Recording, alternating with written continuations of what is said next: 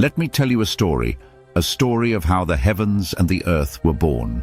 In the vastness of existence, where light and shadow danced in endless cycles, there was a thought, an idea so profound that it shaped the cosmos itself. This thought was Chukwu, the manifestation of order, creation, and destiny. Born from the source's infinite wisdom, Chukwu was not a god, but an expression of purpose, an architect of balance and harmony. In Igbo tradition, Chukwu is the great spirit, the giver of life, the designer of fate, and the keeper of morality. He is both near and distant, present in all things yet bound to none. The Igbo people believe Chukwu is the ultimate force, the origin of creation, and the final judge of all existence. To them, he is the unseen hand that shapes destinies, the voice that speaks through storms, and the breath that gives life to the earth. When Chukwu emerged from the source's will, he gazed upon the void and saw possibility. Yet he also saw chaos, and he understood that harmony could not exist without foundation. And so he began to create, not out of impulse, but out of purpose. From his thoughts, he shaped two beings, reflections of heaven and earth, opposites bound by unity. They were the first creations, not born of flesh, but of essence, forged to embody balance. The first was the divine masculine, called Amadioha, the thunder that roared across the heavens, the light that split the darkness, and the force that delivered justice. He was the embodiment of action, strength, and order. Amadioha's presence was felt in every storm, his voice carried by the winds, and his fury displayed in bolts of lightning that tore the skies. The second was the divine feminine, called Ala, the earth that cradled life, the soil that gave birth to abundance, and the womb of creation itself. She was the embodiment of nurture, growth, and morality. Ala's presence was seen in the rivers that flowed, the trees that reached for the skies, and the fertile soil that embraced the dead and brought forth new life. Amadioha and Ala were more than creations. They were pillars of existence, designed to ensure balance. Amadioha reigned in the heavens, delivering judgment from above, while Ala governed the earth, nurturing and guiding life below. Together, they formed a unity that mirrored the harmony envisioned by Chukwu. In Igbo culture, Amadioha represents divine justice, a god who strikes swiftly and decisively, yet never without purpose. He is revered as the bringer of storms and the enforcer of morality, feared by those who do wrong and honored by those who seek truth. Ala, on the other hand, is the goddess of fertility, morality, and the underworld. She is the keeper of the earth's secrets, the guardian of laws, and the one who judges the souls of the dead. Her bond with Amadioha is seen not as dominance, but as partnership, a dance of power and nurture, storm and soil. They were the first children of Chukwu, not as rulers, but as guardians. Amadioha's thunder would cleanse, and Ala's earth would heal. Together, they were the balance that kept creation in harmony. But Chukwu, in his wisdom, saw beyond the present. He knew that balance could never be permanent, that the scales of creation and destruction would one day tip. And so, he placed something within Amadioha, a force beyond divinity, a storm wrapped in silence. This force was the Enforcer, a dormant entity locked deep within Amadioha's soul. It was neither light nor shadow, neither creation nor destruction, but balance itself. It was the source's answer to chaos, a force that would rise only when the cosmos began to crumble. Yet Amadioha did not know. To him, he was a god of storms, a deliverer of justice, a protector of order. He walked the heavens unaware that he carried within him a power older than light and darker than shadows, a force waiting for its moment to awaken. And so, Chukwu's first creations, heaven and earth, stood in harmony, Amadioha in the skies and Ala on the earth, their bond unbroken, their roles defined. But the heavens rumbled and the earth stirred, for balance is never still. And in the shadows of creation, something began to shift. Who is Amadioha? Is he merely a god or something more? Is his storm a shield or a sword waiting to strike? And what does it mean that he carries the enforcer within him, a power even he does not know? To find these answers, we must look deeper, into the origins of the storm, into the form it takes, and into the force that sleeps within it. Let me speak of the storm before the man, the roar before the whisper. Before flesh and form, before voice and word, there was Amadioha, the firstborn of creation, the will of heaven woven into thunder and light. He was not born, but revealed, summoned from thought to purpose, from silence to sound. He came not as man, for no man could contain him. He was a force, primal, untamed, a whisper of justice carried on winds that cracked the skies. The Igbo people call him the Ram of Heaven, the white flame that burns away falsehood and sets truth bare.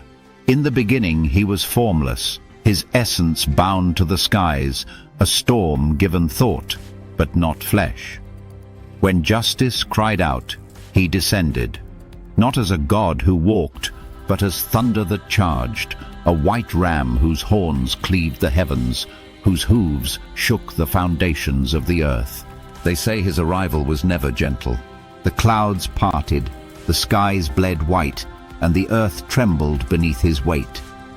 He did not speak. He declared. He did not ask. He commanded.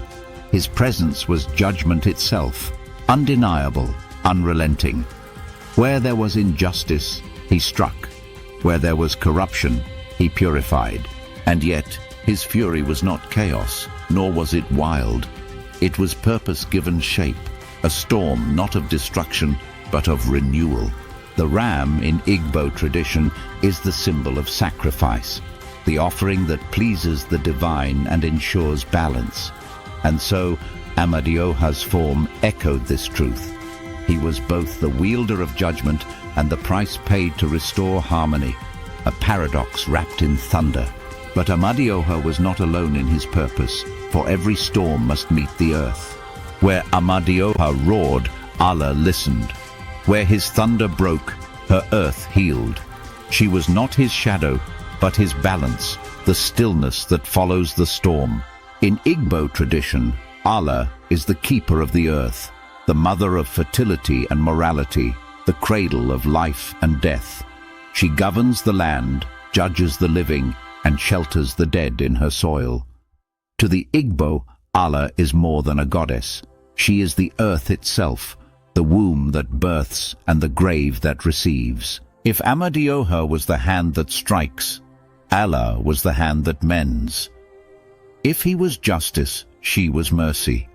Together, they were not opposites but reflections, bound by purpose and harmony. They were heaven and earth, storm and soil, giver and keeper, and through their bond, life thrived. But even as Amadioha reigned in the heavens, even as he roared across the skies and rained judgment upon the earth, there was something hidden beneath his storms. Deep within him, locked in silence, lay a force older than stars, a power not his own, yet bound to him. It was the enforcer, a storm wrapped in stillness, waiting for the scales to tip and the balance to break. The source had made it so. It veiled the enforcer's presence, allowing Amadioha to believe he was merely a god, a servant of divine will. It shrouded the truth, hiding it even from Ala, even from the gods themselves. For the enforcer was not to rise of its own will, but to awaken when creation called for judgment. And so Amadioha roamed the heavens as the ram of thunder, believing himself to be only what he saw, a god of storms, an enforcer of laws. Yet within him stirred a truth he could not name, a power he did not understand. What lies beneath the storm? What secret does Amadioha carry, hidden even from himself? Is he the hand of justice or the shadow of judgment? Is he the giver of rain or the harbinger of floods? To find these answers, we must follow the storm to its next form, the moment when Amadioha stepped down from the heavens and shaped himself in flesh, the moment when the storm became mere God.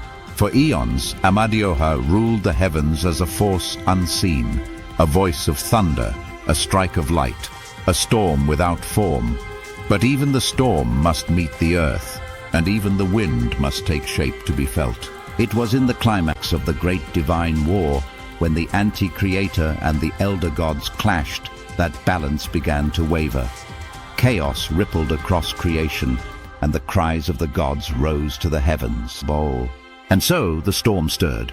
The primordial Amadioha, vast and boundless, felt the weight of imbalance, and the force locked within him, the enforcer, moved for the first time. The skies split open, and the white ram descended, but the earth trembled, unable to bear the fullness of his presence. The mortals cowered, the gods recoiled, and even the stars dimmed before him. It was then that Amadioha understood. To walk among gods and men, to deliver judgment and restore balance, he could not remain as he was. He had to take a form, a vessel that could hold a fraction of his power, a shape that could speak and command, yet hide the storm within. And so, the humanoid form of Amadioha was born. He stepped forth from the light, a towering figure of strength and presence. His skin, dark as the night sky after thunder, bore the glow of divine markings that pulsed like lightning veins across his chest and arms. His white hair, long and flowing, was no ordinary crown. It was the mark of the storm, a manifestation of the lightning's fury fused with the essence of the white ram that had been his original form. It crackled faintly, as if still carrying the hum of thunder waiting to be released. His eyes, bright and searing, burned with the glow of storms, not merely light, but judgment. They pierced through lies, revealing truth even when it was veiled. To meet his gaze was to feel the weight of your soul laid bare. His bare chest, adorned with swirling patterns of white, spoke of his connection to the heavens. The markings were not mere decoration. They were seals, reminders of the power he carried and the boundaries he dared not cross. The golden belt round his waist symbolized divine authority, binding his strength and reminding the gods and men alike that his power, though immense, served a purpose higher than vengeance. And though he wielded no weapon, his hands carried the weight of storms.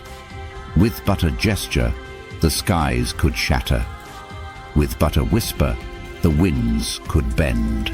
But this form, the humanoid Amadioha, was only a vessel, a mere fragment of the primordial storm. The enforcer, still locked deep within him, slumbered. Its presence hummed quietly, unnoticed by all but the source. Amadioha did not know what he was. He believed himself to be a god, a guardian of storms, an enforcer of laws. He did not question the surge of power that stirred in his veins, or the whispers that sometimes echoed in his dreams. He did not wonder why his storms sometimes raged beyond his will, or why the earth trembled when he lost control. But Orunmila knew. The god of wisdom saw the storm for what it was, a mask hiding a tempest, a vessel carrying a force greater than the gods themselves. It was why Orunmila took Amadioha under his guidance, not to teach him control, but to prepare him for the day the enforcer would awaken.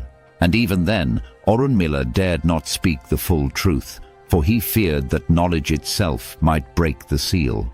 Even the elder gods, forged to fight chaos, did not understand the storm that walked among them. They saw Amadioha as their ally, their weapon, their leader in battle. But deep within they felt it, that hum, that pressure, that weight of something greater than divinity. Some whispered that Amadioha was too powerful, that his storms could unravel the skies if left unchecked. Others saw him as their salvation, the one force capable of holding back the darkness. But none of them knew the truth. None of them knew that Amadioha was not simply a god, but a bridge between order and chaos, a fragment of the source bound in flesh. None of them knew that he was not their shield, but their reckoning. The storm walks, but does not know itself. The gods kneel, but do not see the shadow in his steps. And as the heavens rumble, the earth whispers the truth, that the vessel is only a fraction, and the storm yet sleeps. But what happens when the storm awakens? What happens when the enforcer remembers who he is?